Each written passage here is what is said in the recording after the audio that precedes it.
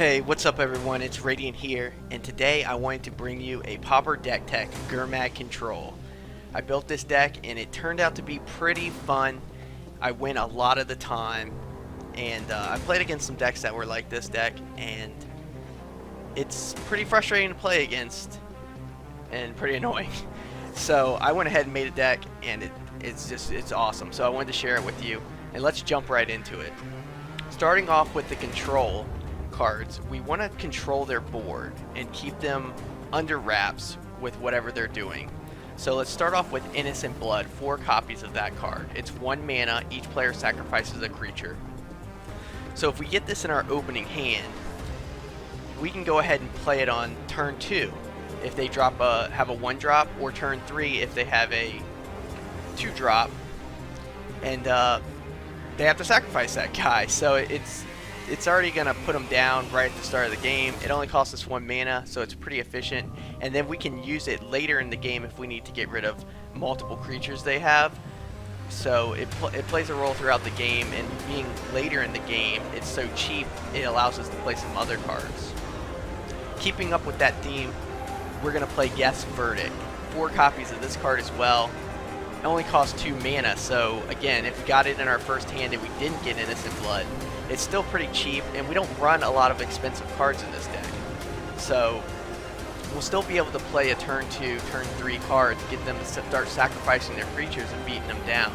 And this card also makes them lose 1 life. So we can start beating them down on their life too to get ready for our finishers.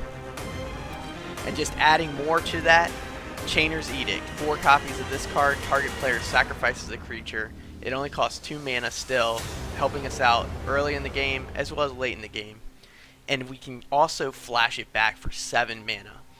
And that sounds like a lot, but playing mono black, we're going to get up to 7, 8, 9 mana by the end of the game. And later when they get their big creatures out, or we get into a spot where we need to just get rid of something and we don't have anything in our hand to get rid of one of their guys to control their board, we can flash this back and it can change the game. So those are going to be our 3 cards, or 3 sets of cards that are going to make them sacrifice creatures, and that's one way we're going to control their board.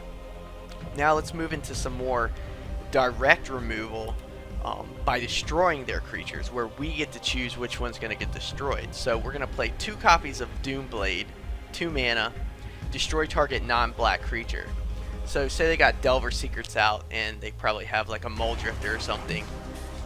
You know, they're not going to sacrifice their Delver Secrets if we make them sacrifice a creature. So we're going to have to use something like Doomblade to just go ahead and destroy that creature, and then drop something like Innocent Blood to make them get rid of their other creature. Now in creature heavy decks that you're playing against, you're going to want to be careful about what you're removing and anticipating what they're playing. If you're more experienced in Pauper and kind of know what most of the decks are bringing to the table, you can kind of have an idea of like something that's going to be weaker, and you can probably take some hits from it for a while, or even the whole game take hits from like a 2/2 if you know they're going to be bringing out some bigger creatures later. And if you're in a matchup, if you're not playing just a single game, you'll be able to know if you in the second game what they might be bringing or putting out later that you may need to save some of these spells for. And since 2 cards isn't enough, we're going to go ahead and add 2 more Murders, destroy target creature. It costs a little bit more, and it can be a burden at times early in the game to play this if you don't have anything and you have a murder in your hand, because it costs so much. But being able just to pick a creature and destroy that creature is pretty good. So the next thing we want to do, other than make them sacrifice creatures and destroy their creatures to control their board, is we're going to try to control their hands. We're going to make them discard cards. And this is the real frustrating part. People get really frustrated. A lot of times, after I've discarded a couple cards, they just want to quit. And we'll win by frustration, basically. And we'll get that win that way. But if they stay in, we can control their hands. So let's start off with Duress, another 1 mana card. We're going to play 3 times this card, and we want to see this card really in our opening hand, because if we can play it right off the bat as our, if we're going first, put down a swamp, play this card, we can see their hand. That's going to be one of the biggest things, is to get an advantage on the opponent, is to know, okay, what could be their possible next 3 turns. We can get rid of a non-creature, non-land from it with this card, and once we choose that, the player discards that card. So this will be good to get rid of their early spells that may counter us if they're kind of playing not a heavy counter deck, but kind of like a light counter deck. Get rid of some counters, get rid of some burn spells. That'll open the way for all of our spells to come through, all of our sacrifice spells. And then just seeing what creatures are going to come out and kind of planning out, you know, when do we want to play those cards that sacrifice, and when do we want to play those cards that destroy creatures? What creatures do we want to destroy? So this card's very good. I didn't play 4 cards of this, because later in the game it's kind of weak if we've already made them discard a lot of cards and they have nothing to look at. So I only put 3 in there, and it gives us a pretty good chance to get in our opening hand, or at least draw it pretty soon in the game. Even playing this on turn 2, 3 still gives us a pretty good advantage, because they still have a lot of cards to look at. Sometimes later in the game this card can help, because it allows us to see what their last card may be, especially in a moment where either player could win the game. This card could, you know, let us know and give us some information on what we need to do, or what we want to see come out next. So it's pretty good. Our next card is Mind Rot for 3 mana. Target player discards 2 cards. So once we hit them with this and the Duress, man, they are feeling it. And they're getting pretty frustrated at this point, because we've gotten rid of, you know, we got rid of one of the cards they probably didn't care about, maybe a spell or something. And now they had to get rid of 2 cards that they didn't want to get rid of. So making them sacrifice, or making them discard 2 cards is pretty powerful. Although it is 3 mana, so we can't use it until probably about turn 3 or later. But it's a pretty powerful card, and you got to kind of find the right moment to use this. Sometimes it's better not to just go ahead and try to control their hand, but control the board. So you got to make the determination on which you need to try to control more. Now, we're not really gaining any card advantage by doing this, because we're using cards to do this, but Mind Rot actually gives us card advantage, because they're discarding 2 and we're only using 1 card to do that. So it's a pretty good card. Now those are the only 2 spells we have to make them discard, but we have creatures that make them discard, and these are basically like the only creatures that we have in the deck. So we're going to play 4 copies of Ravenous Rats at 2 mana. So say we get out Innocent Blood on turn 1, make them sacrifice their creature, then we throw down our Ravenous Rats, we make them discard a card, and then we can make them discard 2 cards with the Mind Rot. So they've discarded 3 cards now, and then we may have Duress or something else to keep going, or we throw out the sacrifice cards and make them sacrifice the next couple creatures they get. So this is a pretty good card, and it makes them discard their cards. Pretty awesome. And it's a 1/1. And a lot of times I just get this card out, make them discard a card, and then I just start hitting them for 1 as I control their board. Always swing. Just swing with this card. You know, the main idea of this card is getting them to discard a card and then pinging them. If they kill it, it's fine. If we have to use our Innocent Blood and sacrifice a creature as well, just sacrifice this guy. It's gonna be fine, because we're gonna control them out. Controlling them is greater than trying to keep this guy on the board, unless you're playing a heavy counterspell deck or a heavy burn deck, where basically they're playing all spells. Then you want to try to keep these creatures on the board, because that's the only way you're going to really do a lot of damage to them and make it through the game. Our second creature that's going to help us out is the Black Cat. Again, 2 mana. When Black Cat dies, target opponent discards a card at random. So now they don't get to choose which card they have to discard. It's just chosen for them. So it could be one of their best cards in their hand. We're going to play 2 times this, because it doesn't happen right away, and we can't control when it dies too often. With Innocent Blood, we can sacrifice this when they have to sacrifice a card, and then we can make them discard a card. So that's why I only put 2 copies in there, but it helps us make them discard cards. And once you get them down to 0, they're playing off the top of their deck. You might have 2 or 3 cards, You're controlling them out. It's pretty awesome. It's pretty fun, and it wins. So, and it opens up the spot for some of our finishers. Now, looking at draw, since we're playing a lot of spells, we're going to want to draw some cards. So I put in Sign in Blood, 4 copies of that because we want to see this card. We're going to need to draw cards. So target player draws 2 cards and loses 2 life. So we don't mind about losing 2 life. Now you might not want to be playing this too often if you're playing a burn deck, because they're going to be burning you, and we don't want to let them get free burn on us. And they're going to be trying to win by turn 7 or 8, so just keep that in mind. But this card will help us get some cards back, or get cards that we may need to help control them down. And then our finisher, Gurmag Angler. Now what's great about this is it has Delve. Each card you exile from your graveyard while casting this spell pays for 1 of its clear mana costs. It's a 5/5. It costs 7 usually, but since we're playing a lot of spells, we're going to have a lot of spells throughout the beginning of the game and the mid game going into the graveyard that are right there for us to get rid of, and then we can cast our Gurmag Angler for 1 black mana if you got 6 spells in the graveyard to exile. Remember, do not exile your Chainer's Edict because you may need them later in the game, but exile anything else that's in there and then pop this guy out. Even if you gotta pay 3 mana for it, it's still going to be huge to get this guy out as soon as you can, once you've got their board controlled, and then controlling their board after you get this guy in.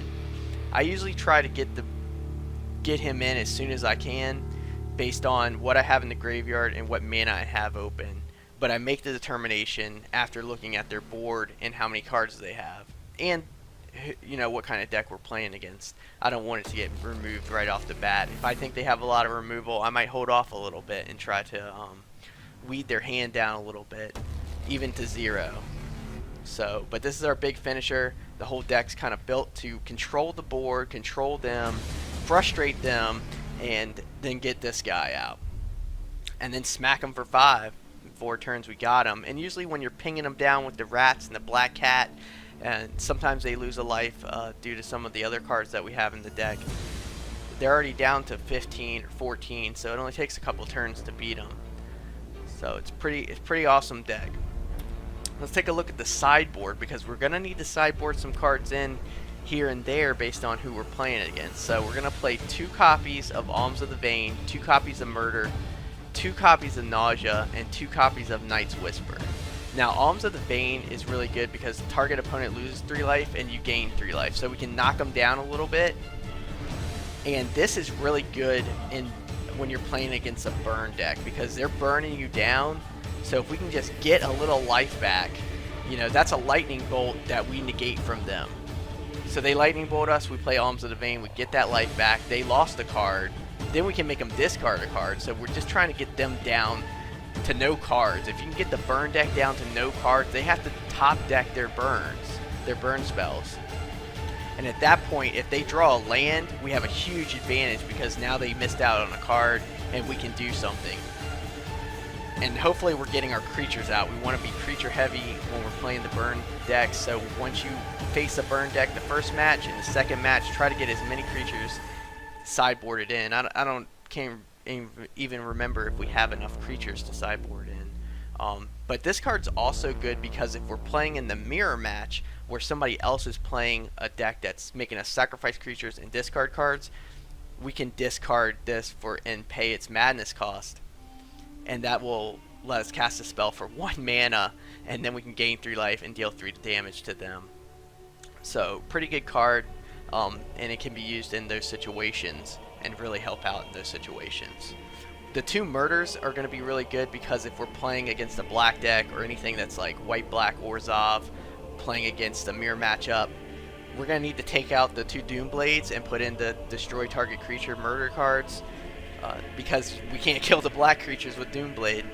So that's mainly what those 2 cards are for. Also, if you're playing a deck where they're just getting a lot of guys out and you're having trouble controlling them, go ahead and take out maybe 2 Duresses, because we know what we're going to be facing, and throw in 2 more murders. That way we can just control them more, have some more options. The Nausea cards are in there so that when we're playing the token decks, like white tokens or goblins, anything that's 1/1, where they're going really wide on us, which is going to be pretty tough against this deck, we're going to play this card, and all creatures get -1/-1 until end of turn for 2 mana. This is going to be a huge help to knock some of those 1/1s down and help us control their board, because it's going to be tough. So that's a good card for those type of matchups. Night's Whisper, this again is going to be good in the burn matchup. You draw 2 cards and you lose 2 life. Again, we have to lose a couple life, but we're drawing cards, and it's going to help us get either get to our creatures faster, or get maybe get to Alms of the Vein. So you might want to sub in Night's Whisper with Alms of the Vein when you're playing burn. That way we can deal 3 life to them faster and start knocking them down, so when we get our Gurmag out, we can hit them faster, because they're going to be trying to win by that turn 7 or 8 if they haven't won by then already. So, but it does cost 2 life to cast this, so it's iffy. Now this card's also really good in the counterspell. If you're playing against counterspell decks, because they're going to counter a lot of your spells, so you can't do anything, and then you're going to run out of cards because we're casting all these spells. So you want to play Night's Whisper with the Sign in Blood. That way it gives you about 6 cards to help you draw as they're countering, so you can start going through your deck and getting more cards out. And sometimes this card will be a good sub-in if you're playing the mirror match, because in the mirror match what happens is you're both discarding cards, you're both sacrificing creatures, so you're pretty stalled out, probably into the mid-game, late game area of the match. And the only way to get an advantage is to have more cards than the guy that's playing the same type of deck as you. And that's what I've found out, is like every time I have the card advantage on the other player, I end up coming out and winning the game, because he eventually can't do anything. Once you get down to 0, you're top decking, you don't have the option to respond to whatever they top deck. I was in the position where they had a couple more cards than I did, and I was top decking. Every time I did something, I got a good card to actually put a creature down or save a card to counter. They had some kind of answer that would shut me down again. So being able to draw those cards in the mirror match and get that card advantage is really important. So that's a pretty important sub-in some of those matchups. The rest of the sideboard is going to consist of Shamble Back, Shrivel, and Warp Artifact.